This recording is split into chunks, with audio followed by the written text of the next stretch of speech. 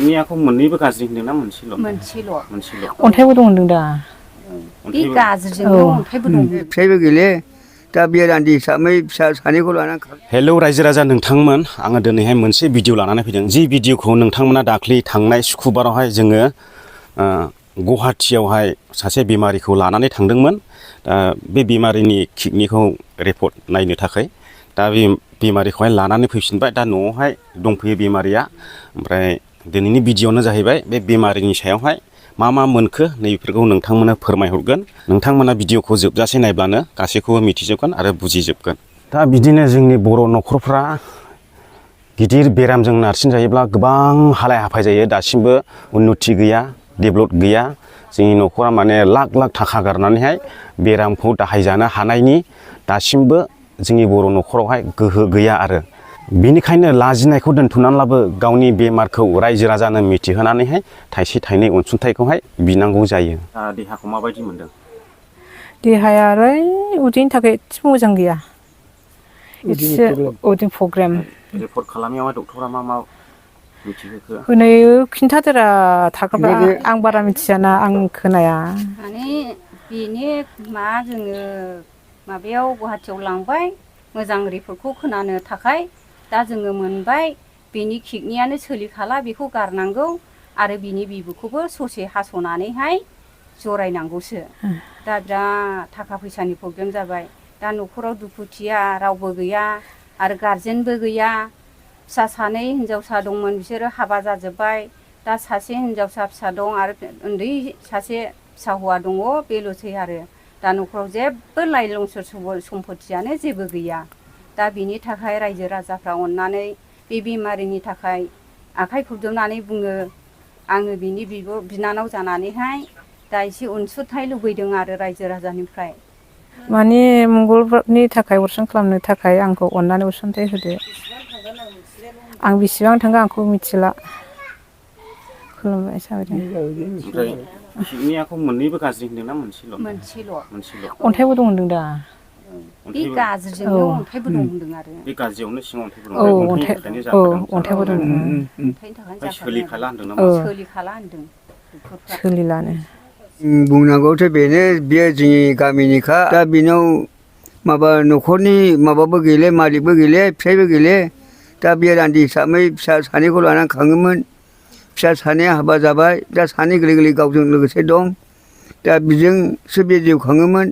दा बेबादि अबस्थायावनो बे गिदिर बेरामाव गोग्लैबाय। दा बे माबे अबस्थाजों माबे खायदाजों मा मोननानै अपारेसनाव थांगोन, मंगलबाराव अपारेसन खालामगोन होनदों। दा बेनि थाखायनो खावलायदों, अननानै जेन थाइसे थाइनै जा माबा दया धोरोमै हरनो, दा बेखौ नाजावगोन होननानै नोंथांमोननिसिम खावलायदों। दा बेखिनि बुंनानै आं बेखौनो बेयावनो दोनथ'बाय। अपारेसना मंगलबाराव जागोन होननानै बुंदों। दा मंगलबाराव अपारेसन खालामनो थाखाय दा न'खरावबो गारजेन गैयिलाय रावबो खामायग्रा मानसि गैया। दा गावबो गरसे गरनै ओरैनो ना थेबाबायनानै ओरैनो खस्लक बिलाइफ्राव 20 थाखा 30 थाखा बाहाग होनानैहाय दिनाव 200 थाखा खामायनानै न'खरखौ सलायोमोन। दा दिनैहाय बिराद गिदिर बेरामाव गोलैनानैहाय जेबो खामायनो हायि जादों। दा न'खरावहाय मोसौ मोसा दङ, बेफोरखौ फानग्लुंजोब्बाय। दा अपारेसनाव बेसेबां थांगोन बेखौ मिथिथ'वा। माखासे खोथाखौहाय आं नोंथांमोननो खोन्थागासिनो दङ। रिपर्टआबो इयावनो दंजोबोमोन। मा मा रिपर्ट मोनो, बे रिपर्टफोरखौ जोंथ' सिनाया नालाय। बे डक्टरफोरनि रिपर्टखौहाय डक्टरफ्रासो मिथिगौ। बिराद गोबां रिपर्ट दङ सिङावहाय। बेमारखौथ' माने फारसेथिं किडनिया गाज्रि जाबायनो, आरो बे किडनि गाज्रि जानायनि सिङावनो अन्थाइबो दङ। ओमफ्राय मोनसेया जाहैबाय माने बिबुआ थननानै दङ, बेलथानानै दं। माने बिबुखौ हास'नानै जरायफिननांगौसो होननानैहाय बुंदों। दा अपारेसना जागोन जाहैबाय फैगौ 16 थारिख मंगलबाराव जागोन।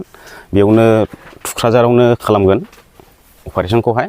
दा बेमारिखौ अपारेसन खालामगोन। बे अपारेसन खालामनायावहाय थाखा थोयैलाय आरो न'खराबो गारजेना गैया, माने रान्दि मानसिसो। ओमफ्राय फिसा हिन्जाव 3 दङ। ओमफ्राय सानैया हाबा जाबाय, सासे न'आवनो दङ। बे हिन्जाव मानसिफ्रालाय मा खामायनो, आरो हौवासा दङ, बेबो गोलैसो, बेलाय मा खामायनो हानो। दा जेबो गैया, माने अपारेसन खालामनो हानायनि गोहोआनो दा गैया। बेनिखायनो रायजो राजाफोरनावहाय थाइसे थाइनै अनसुंथाइ मोनगोन खोमा होननानैहाय नैबे भिडिअखौहाय खालामनाय जाबाय। एकाउन्ट नाम्बारखौ दा आंनिखौनो होबाय। दाख्लैयो आं मोनसे अनसुंथाइनि भिडिअ खालामनायावहाय सोरबा आंनिखौसो होनो थिनदों। गुबुननिखौ होयोबा जोङो फोथायनो गोब्राब मोनो। नोंनिखौ होयोबा जों बेसेबां हाबदों, बेसेबां हाबाखै, बेसेबां सान्दा जादों नैबेखौ जोङो मिथिफिनो। बेनिखायनो नोंनिखौनो हो होननायखाय दा आङो दिनैहाय आंनिखौनो होबाय।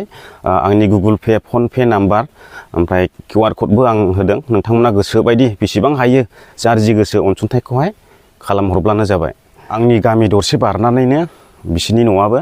दा गामिनि बायदि जानानै आंनिफ्रायबो आं बयखौबो खावलायो, जायफोर थाइसे थाइनै हायो बयबो अननानै हरलायदो। बेस्रा रान्दि दुखि मानसि, हौवा मानसि गैया, खामायग्राबो गैया, रावबो गैया। दा आङो एकाउन्टखौ आंनिखौनो होबाय आरो नोंथांमोना बेसेबां सान्दा जादों बे सान्दाखौहाय आङो भिडिअनि गेजेरजों नोंथांमोननो खोन्थाफिनगोन। बेसेबां मोननो हाखो अनसुंथाइखौ नैबेफोरखौ नोंथांमोना गासैखौबो खोन्थाजोबगोन। जाय गोसो गुदुं मानसि हरलायदो अननानैहाय। ओमफ्राय जायफ्रा हरनो हायाखै भिडिअखौ शेयार खालामनानै होबानो जाबाय। अपारेसनाथ' 16 थारिखआव मंगलबार, फैगौ मंगलबारनि 12थासो समावहाय जानो हागौ अपारेसना। दा आङो नोंथांमोननि अनसुंथाइखौ नाजावनो थाखाय आंनि एकाउन्टखौ खालि खालामनानै दोनखाबाय। बेमारिनि एड्रेसखौ आंनो खोन्थालांनि। डिस्ट्रिक्ट चिरां, पुलिस थाना आमगुरि, PO फाथाबारि, गामि धाङापारा, गोजोनपुरि। दा आं गोबाव बुङालासेनो दिनैनि भिडिअखौहाय बेयावनो फोजोबनो सानबाय।